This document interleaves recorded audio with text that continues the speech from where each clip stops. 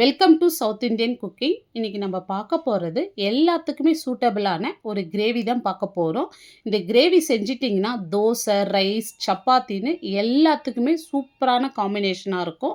இது செய்யறது வந்து ரொம்ப சிம்பிளான மெத்தடில் தாங்க செய்ய போகிறோம். இப்போ ஃபஸ்ட்டு ஒரு குக்கர் வச்சுங்க. நான் குக்கரில் தான் செய்ய போகிறேன். இப்போ 2 டேபிள் ஸ்பூன் எண்ணெய் சேர்த்துருங்க. இப்போ எண்ணெய் சூடு இருந்து வந்து ஒரு துண்டு பட்டை, 2 லவங்கம், ஒரு ஏலக்காய், சின்னதாக வந்து ஒரு துண்டு கல்பாசி சேர்த்துங்க. 1/2 ஸ்பூன் சோம்பு சேர்த்துடலாம். இதோட வந்து பெரிய வெங்காயமாக 2 வெங்காயம் எடுத்து நல்லா பொடியாக கட் பண்ணிவிட்டு சேர்த்துங்க. இப்போ இது கூடவே 2 பச்சை மிளகாய், கொஞ்சமாக கருவேப்பிலை சேர்த்துடலாம். இப்போ இது நல்லா வதங்கட்டும். இப்போ இது சீக்கிரமாக நம்மளுக்கு வதங்கி வரதுக்கு கொஞ்சமாக வந்து கல் உப்பு சேர்த்து நம்ம வதக்கி விட்டுக்கலாம். எப்பவுமே உப்பு சேர்த்து வதக்க சொல்ல சீக்கிரமாகவே வதங்கி வந்துடும். இப்போ வெங்காயம் வதங்கிறதுக்குள்ளே ஒரு பேஸ்ட் ரெடி பண்ணிடலாம். இப்போ பெரிய சைஸில் 3 தக்காளி எடுத்து ரஃப்பாக கட் பண்ணி வச்சுருக்கேன். இப்போ இது அப்படியே வந்து ஒரு மிக்சி ஜாரில் சேர்த்துடலாம். இப்போ இது கூடவே 10 முந்திரி பருப்பு சேர்த்து நல்லா நைஸாக அரைச்சி எடுத்துக்கலாம். இப்போ வெங்காயம் பாருங்கள் இந்த அளவுக்கு வதங்கியிருக்கு. இப்போ வந்து இதில் இஞ்சி பூண்டு விழுது சேர்த்துடலாம். 1/2 ஸ்பூன் இஞ்சி பூண்டு விழுது. இப்போ இதில் கொஞ்சமாக கொத்தமல்லி சேர்த்து நல்லா வதக்கி எடுத்துக்கலாம். இப்போ பாருங்கள் இந்த அளவுக்கு நல்லா வதங்கி வந்ததோ நம்ம தக்காளி முந்திரி அரைச்ச பேஸ்ட்டு சேர்த்துட்டு நல்லா கலந்து விடுங்க இந்த ஆயிலே. இப்போ நம்ம தக்காளி சேர்த்து நல்லா இந்த பச்சை வாசனை போகிற வரைக்கும் நல்லா கொஞ்ச நேரம் கொதிக்கிட்டோம். இப்போ பாருங்கள் நல்லா கொதித்த பிறகு இப்போ நம்ம காரத்துக்கு 2 ஸ்பூன் சில்லி பவுடர், 2 ஸ்பூன் தனியாத்தூள், 1/4 ஸ்பூன் மஞ்சள் தூள் சேர்த்துருக்கேன். இதுக்கு பதில் வந்து நீங்கள் வீட்லேயே அரைச்ச குழம்புத்தூள் இருந்தாலும் உங்கள் காரத்துக்கு ஏற்ற மாதிரி நீங்கள் சேர்த்துக்கலாம். இப்போ மீடியம் ஃப்ளேமில் இது நல்லா எண்ணெய் பிரிஞ்சு வரட்டும்.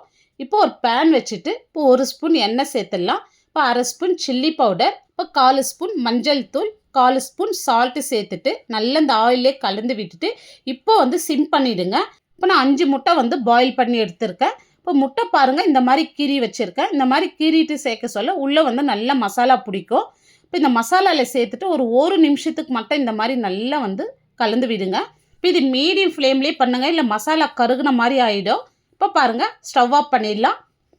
இப்போ மசாலா நல்லா எண்ணெய் பிரிஞ்சு மசாலா நல்லா குக் ஆகிருக்கு. இப்போ இதில் வந்து 1/4 கிலோ உருளைக்கிழங்கு கட் பண்ணிவிட்டு சேர்த்துக்கிறேன். இப்போ இந்த உருளைக்கிழங்கு கொஞ்ச நேரம் இந்த மசாலாலேயே இருக்கட்டும். நம்ம உருளைக்கிழங்கு சேர்த்து நல்லா எண்ணெய் பிரிஞ்சு வந்திருக்கு. இப்போ இது கூடவே 100 கிராம் ஃப்ரெஷ் பீஸ் சேர்த்துட்றேன். இப்போ இதை சேர்த்து நல்லா கலந்து விட்டுங்க.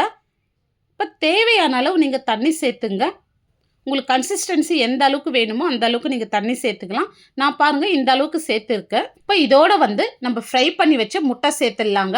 இப்போ நீங்கள் வந்து முட்டை வேணாம் இந்த இடத்துலனா நீங்கள் முட்டை வந்து சேர்க்காத ஸ்கிப் பண்ணிக்கலாம். இப்போ நம்ம வெங்காயம் வதங்க சொல்ல கொஞ்சமாக உப்பு சேர்த்து வதக்கணும். இப்போ தேவையான அளவுக்கு நம்ம உப்பு சேர்த்துடலாம். இப்போ இதோட வந்து ஒரு 1/2 ஸ்பூன் கரம் மசாலா, ஒரு 1/4 ஸ்பூன் வந்து சீரகத்தூள் சேர்த்துடலாம், 1/4 ஸ்பூன் மிளகுத்தூள் சேர்த்துங்க. இப்போ இதை சேர்த்துட்டு நல்லா கலந்து விட்டுங்க. இப்போ நம்ம தக்காளியோட முந்திரி சேர்த்து அரைச்சதுனால குழம்பு ஆற ஆற திக்காவுங்க. நான் இன்னும் கொஞ்சமாக தண்ணி சேர்த்து இந்த கன்சிஸ்டன்சிக்கு வச்சுருக்கேன் பாருங்கள். இப்போ இந்த அளவுக்கு இருந்தாவே குழம்பு ஆச்சுன்னா நல்லா திக்காக இருக்கும். இப்போ இதில் கொஞ்சமாக கொத்தமல்லி சேர்த்துட்டு இப்போ நான் குக்கர் மூடி போட்டுடுறேன். இப்போ குக்கர் மூடி போட்டு ஒரே விசில் மட்டும் நான் விட்டு எடுத்துக்கிறேன். இப்போ கம்ப்ளீட்டாக ஸ்டீம் ரிலீஸ் ஆனதும் நம்ம குக்கர் ஓப்பன் பண்ணிடலாம். இப்போ இதுக்கு மேலே வந்து நல்லா பொடியாக நறுக்குன கொத்தமல்லி சேர்த்துருங்க. இப்போ இந்த கிரேவி வந்து ரொம்ப சிம்பிளாகவும் ரொம்ப டேஸ்ட்டாகவும் இருக்கும். இது 3 in 1. இப்போ இந்த கிரேவி வந்து காலையில் தோசைக்கு, மதியம் ரைஸ்க்கு, நைட்டு சப்பாத்தி, இது எல்லாத்துக்குமே இந்த கிரேவி செம்ம சூட்டபிளாக இருக்கும். நீங்கள் ட்ரை பண்ணி பாருங்கள். இந்த வீடியோ வந்து கண்டிப்பாக உங்களுக்கு ஒரு யூஸ்ஃபுல்லாக இருக்கும். இந்த வீடியோ உங்களுக்கு பிடிச்சிருந்தால் கண்டிப்பாக நீங்கள் ஒரு முறை செஞ்சு பாருங்கள். லைக் பண்ணுங்கள், ஷேர் பண்ணுங்கள். நம்ம சவுத் இண்டியன் குக்கிங் சேனலை சப்ஸ்கிரைப் பண்ணாத பார்த்துட்டு இருந்தீங்கன்னா சப்ஸ்கிரைப் பண்ணிவிட்டு அப்படியே ஆளுன்ற ஆப்ஷனையும் கிளிக் பண்ணிவிடுங்க. தேங்க்ஸ் ஃபார் வாட்சிங்.